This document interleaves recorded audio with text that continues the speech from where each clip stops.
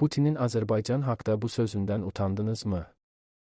Vladimir Putinin düşənbədə Azərbaycanla bağlı rus dilli ölkədir sözləri niyə diqqətdən yayındı?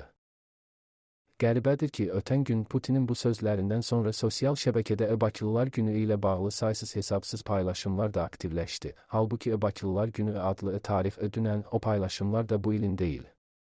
Sanki Putinin bu sözləri ilə o tarixə xatırlanmış, internetdə axtarışlar verilmiş və buna görə də sosial şəbəkə o görüntüləri önə çıxarmışdı.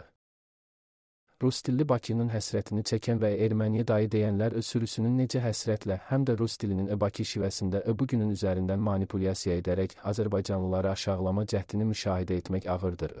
Ən ağırı isə aşağılananların aşağılayanlara əl çalmasını seyr etməkdir.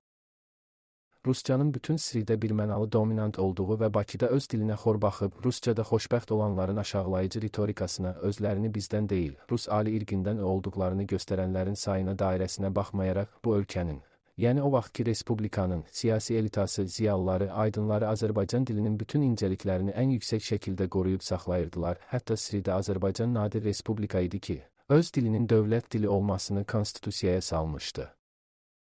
Orta Asiya türklərindən fərqli olaraq Azərbaycanda ana dilinin təmizliyinin keşiyində duran böyük bir aydınlar təbəqəsi vardı. Baxmayaraq ki, Bakıda rus ermənilərin bəlli yerlərində rusca qurdalanmaqdan xoşlananlar bu xalqa üstdən aşağı baxır. Ali irqə qoşulub, çuşqa olmadıqlarını əbləhcəsinə göstərməyə çalışırdılar. 80-ci illərin ikinci yarısından isə bu ölkədə canlı danışıqdan rus sözlərinin təmizlənməsi aksiyaya çevrildi. Ziyalılar bunun önündə durdular və zibillənən danışıq dilini əhəmiyyətli dərəcədə təmizlədilər. Valideynlər uşaqlarını rus məktəblərindən Azərbaycan məktəblərinə keçirdilər və Amma indi, 40 ildən sonra yenidən 70-ci illərin nostaljisi qalxıb deyəsən, bütün məhəllələrdə uşaqların bir-biri ilə rusca danışığı eşidilir, şəhərin mərkəzində rusca qulaq deşir.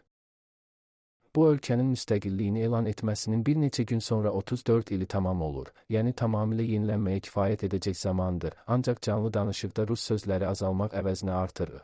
Bu ölkənin mediası 36 ildir azaddır, hələ də zapravka kimi sözləri başlığa çıxarıb tirajlamaqdan utanıb xəcalət çəkən və bu əməlin dilə xəyanət olduğunu dərk edən yoxdur.